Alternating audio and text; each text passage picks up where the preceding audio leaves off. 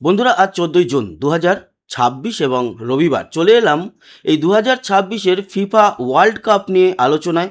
গতকাল ব্রাজিল জয়লাভ করতে পারেনি, 1-1 ড্র করেছে। এছাড়া আজকে খেলা রয়েছে জার্মানির, আরও অনেকগুলো খেলা হয়ে গেছে, 4-4টে খেলা হয়েছে। তার কি দাঁড়িয়েছে রেজাল্ট, সমস্ত কিছু আলোচনা করব। তবে একটা কথা বলতে পারি, এই বিশ্বকাপে কিন্তু বিতর্ক পিছু ছাড়ছে না। এবার বিতর্ক কি নিয়ে? এবার বিতর্ক হচ্ছে মিশরের যে জার্সি, সেই জার্সি নিয়ে। দেখুন, এই যে মোহাম্মদ সালাহ, তার বুকে বাঁদিকে লোগোর উপরে 7খানা স্টার লাগানো। এই 7খানা স্টার অবিলম্বে সরিয়ে ফেলতে হবে, ফিফা নির্দেশ দিয়েছে। মিশর কেন এই 7খানা স্টার রেখেছে? তারা বলছে তারা আফ্রিকার যে ফুটবল চ্যাম্পিয়নশিপ, সেই চ্যাম্পিয়নশিপ 7বার জিতেছে, তার জন্য। কিন্তু ফিফার নিয়ম অনুযায়ী বিশ্বকাপ খেলতে এলে তাদের জার্সিতে তারা যদি বিশ্বকাপ পেয়ে থাকে একবারের জন্য, তাহলে একটা স্টার। যেমন দেখুন, আমি যে জার্মানির জার্সি পরে আছি, জার্মানি 4বার বিশ্বকাপ জিতেছে, তাই 4খানা স্টার। যেমন গতকালকে আমি ব্রাজিলের জার্সি পরে ভিডিও বানিয়েছি, সেখানে 5খানা স্টার ছিল, তার মানে তারা 5বার পেয়েছে বিশ্বকাপ। এটাই সিস্টেম। তো এই নিয়ে শুরু হয়েছে। জানা যাচ্ছে যে মিশর বলেছে তারা অবিলম্বে জার্সি থেকে স্টার সরিয়ে নেবে। তাদের জার্সিতে কোনো স্টার থাকবে না, কারণ তারা কখনোই কোনোবারের জন্য ওয়ার্ল্ড কাপ পায়নি।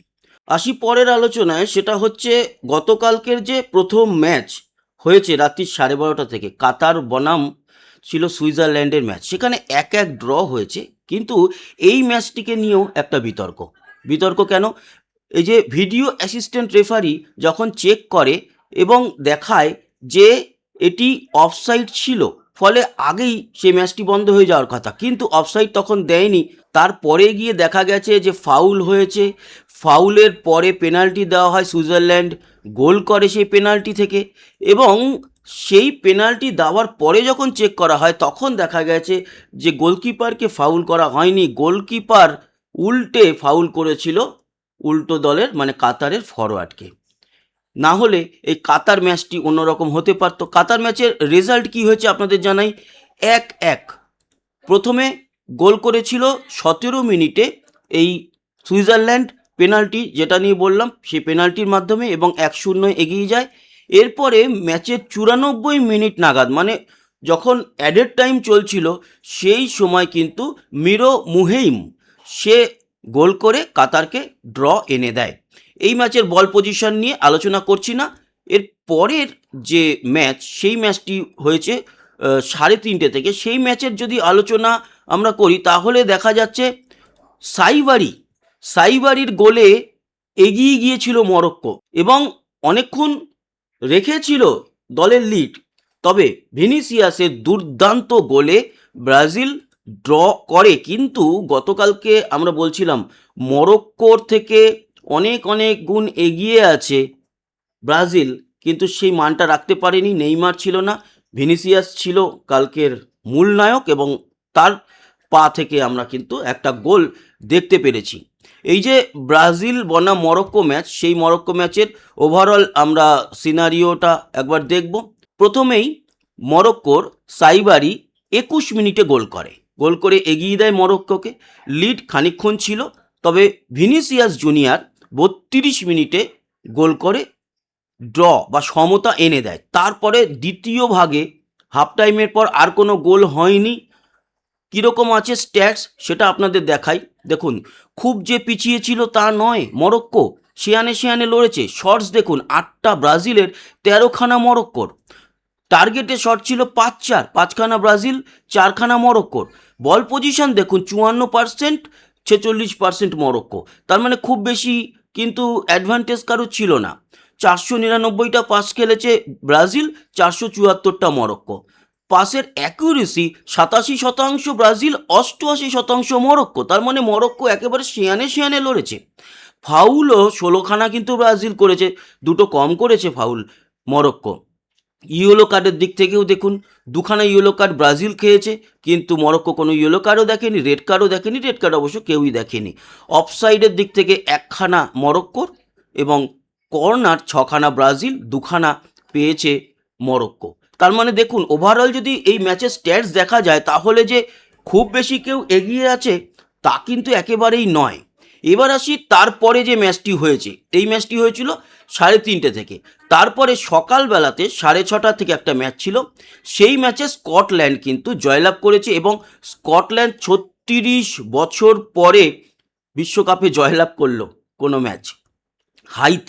হাইতিকে তারা হারিয়েছে এবং জন ম্যাকগিন 28 মিনিটে স্কটল্যান্ডের হয়ে যে গোলটি করে ওটিই ম্যাচের একমাত্র গোল এবং ওটি জয়সূচক গোল ছিল। ফলে গ্রুপে তারা গ্রুপ সিতে 1 নম্বর পজিশন হোল্ড করছে এখন, আর হাইতি 4 নম্বর পজিশনে চলে গেছে। এখানে আমরা শুধুমাত্র দেখব যে কোনো রেড কার্ড নেই, ইয়েলো কার্ড 3টে সুইজারল্যান্ডের আছে, এই স্কটল্যান্ডের আছে, একটা হচ্ছে গিয়ে রয়েছে হাইতির। বাকি বল পাস অ্যাকিউরেসি 89%, 81 ঠিক আছে। বল পজিশন দেখুন 50-50, মানে দুটো দলই কিন্তু মোটামুটি বল একেবারে নিজেদের পায়ে রেখে খেলেছে, সেটা একেবারেই সমতা বজায় রেখে। অন্যদিকে শর্টস যদি দেখি 13-8, শর্টস অন টার্গেট 3-3, মোটামুটি ওভারঅল ফাইট হয়েছে এই ম্যাচটাতে, স্ট্যাটস বলছে। তারপরে আর একটা ম্যাচ ছিল আজকে, সেটা ছিল সকাল 9:30টায়। সেই ম্যাচটা শেষ হওয়ার পরেই আমি আপডেটটা দিতে বসেছি। সেখানে আমরা অনেকেই গতকাল ভেবেছিলাম তুর্কি এগিয়ে আছে, কিন্তু তুর্কি ওই ধারে ভারে এগিয়ে থাকলেও আসলে ম্যাচে 2-0 কিন্তু হারিয়ে দিয়েছে তুর্কিকে অস্ট্রেলিয়া।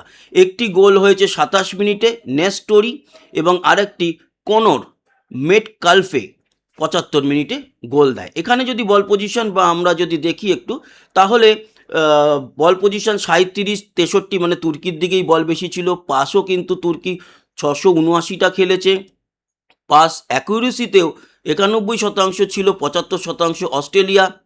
ফাউলও কিন্তু অনেক কম করেছে, 4টে মাত্র, 12টা সেখানে অস্ট্রেলিয়া। ইয়েলো কার্ডও অবশ্য তুর্কি একটা দেখেছে। সব মিলিয়ে কিন্তু এগিয়ে, স্ট্যাটসে অনেকটাই এগিয়ে তুর্কি, তবুও পারল না জিততে অস্ট্রেলিয়া। হাসতে হাসতে 2-0 হারিয়ে তারা কিন্তু অবশ্য গ্রুপ টপে নেই, 2 নম্বরে তারা পৌঁছেছে। এটা হচ্ছে গিয়ে গ্রুপ ডির খেলা। এবার চলে আসি আজকের যে খেলাগুলো। আজকের শুরুতেই যে খেলা, সেটাই তো আমার প্রিয় দল জার্মানির, এবং এই টাইমটা সব থেকে ভালো। এই যে টাইমটা দেখুন, আজকের জার্মানি বনাম কুরেকাও, তাদের যে ম্যাচ, এটা আইসল্যান্ডের একটি, মানে ওই কান্ট্রির একটি দেশ ফুটবল দল, তাদের বিরুদ্ধে জার্মানি নামতে চলেছে। এরা এর আগে খেলেনি, 48টা দলের মধ্যে চান্স পেয়েছে, 32টা যখন খেলতো এরা পায়নি। তো জার্মানির খেলা আজকে রাত্রি 10:30 থেকে। খুবই ভালো সময়, এই সময়টা আমরা মানে ঠিকঠাকভাবে ম্যাচটা এনজয় করতে পারবো। রাত্রির 10:30 থেকে 12:30, এবং বাংলাদেশের ক্ষেত্রে রাত্রির 11টা থেকে রাত্রির 1টা, এই ম্যাচটা ঠিকঠাক দেখা যাবে। এখানে আমরা অবশ্যই জার্মানিকে এগিয়ে রাখবো। স্ট্যাটসও কিন্তু জার্মানিকে এগিয়ে রেখেছে, বলছে 94% জেতার চান্স জার্মানির, এবং অন্য দলের কুরেকাও বা যেটা উচ্চারণ হোক আপনারা দেখতেই পাচ্ছেন মাত্র 2%, এবং ড্রর যে চান্স সেটাও মাত্র 4%। এই ই গ্রুপে কিন্তু এখনও খেলা হয়নি। আজকের এই খেলাটা প্রথম খেলা। দ্বিতীয় খেলাও আছে আইভরি কোস্ট ইকুয়েডরের। এবার এর পরের যে ম্যাচটা, সেই ম্যাচটার আপডেটে যাই। সেইটা হচ্ছে গিয়ে নেদারল্যান্ডস বনাম জাপান। আমাদের এশিয়ার আরও একটি দল আজকে নামতে চলেছে, জাপান নামছে আজকে। নেদারল্যান্ডস অবশ্য জাপানের থেকে খানিকটা এগিয়ে আছে, খানিকটা এগিয়ে আছে। বলা হচ্ছে নেদারল্যান্ডস 47% তাদের জয়ের যে চান্স, সেটা ড্র 27%, জাপানের 26%, এবং গ্রুপ এফের এটা প্রথম খেলা। এর পরের যে ম্যাচটা রয়েছে সেই ম্যাচটা, আচ্ছা এই ম্যাচটা হচ্ছে রাত্রির 1:30 থেকে, তার মানে 10:30 থেকে জার্মানি, রাত্রির 1:30 থেকে জাপান নেদারল্যান্ডস। তারপরে যে ম্যাচটা রয়েছে সেটা কাল ভোর 4:30, সেটা আইভরি কোস্ট আর ইকুয়েডরের মধ্যে।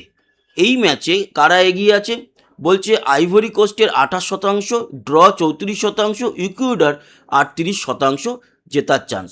এই গ্রুপেরও কিন্তু এইটা হচ্ছে দ্বিতীয় খেলা। তার আগে আজকে রাত্রি 10:30 থেকে জার্মানি আর কুরেকাওয়ার এই ম্যাচটা হয়ে যাবে, ততক্ষণে একটা রেজাল্ট এসে যাবে। অবশ্য জার্মানি জিতবে, এটাই আশা করছি। এবার এই যে লাস্ট ম্যাচ রয়েছে, সেটা হচ্ছে কাল সকাল 7:30 থেকে, সেটা দেখতে পাচ্ছি সুইডেন বনাম টিউনেশিয়া।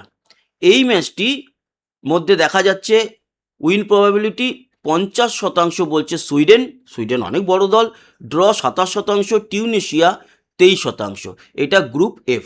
এই গ্রুপেরও প্রথম খেলা হয়ে যাবে নেদারল্যান্ডস বনাম জাপানের, তারপরেই সুইডেনের সঙ্গে টিউনেশিয়ার খেলাটা হবে সকাল 7:30 থেকে। এই হচ্ছে গিয়ে সমস্ত আলোচনা।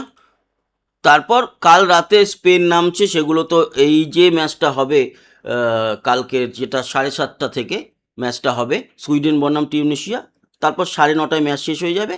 তারপর তো গ্যাপ রয়েছে, সেই গ্যাপে আমরা ওই 11টা-12টার মধ্যে ভিডিও বানিয়ে আজকের ম্যাচে টোটাল কী হলো এবং আগামীকাল কী কী ম্যাচ রয়েছে সেগুলো নিয়ে আলোচনা করব। অবশ্যই জার্মানির জয় সূচক ভিডিওই থাকবে, এটা আশা করছি। আজকে তো রাতে সবাই খেলা দেখবেন, জার্মানির খেলা। গতকালকে অনেকেই দেখেছে ব্রাজিল বনাম মরক্কোর খেলা, হতাশ হয়েছে। আমি খানিকটা দেখেছি, পুরোটা দেখা সম্ভব হয়নি এবং গোলে এগিয়ে যাওয়াটাও, সাইবারি যখন গোল করে সেইটুকু সময়ও আমি দেখেছিলাম। তো যাই হোক, এই ছিল আজকের আলোচনা। যারা এখনও সাবস্ক্রাইব করেনি আমাদের এই স্পোর্টস বাংলা চ্যানেলটিকে, অবশ্যই সাবস্ক্রাইব করে আমাদের সঙ্গে জুড়ে থাকুন। ভালো থাকবেন, সুস্থ থাকবেন। কমেন্ট বক্সে আপনার মতামত জানাতে ভুলবেন না, আর আপনি কোন দলকে সাপোর্ট করেন সেটা অবশ্যই কমেন্ট বক্সে লিখবেন। ধন্যবাদ আমাদের সঙ্গে জুড়ে থাকার জন্য। আবার দেখা হচ্ছে, টাটা।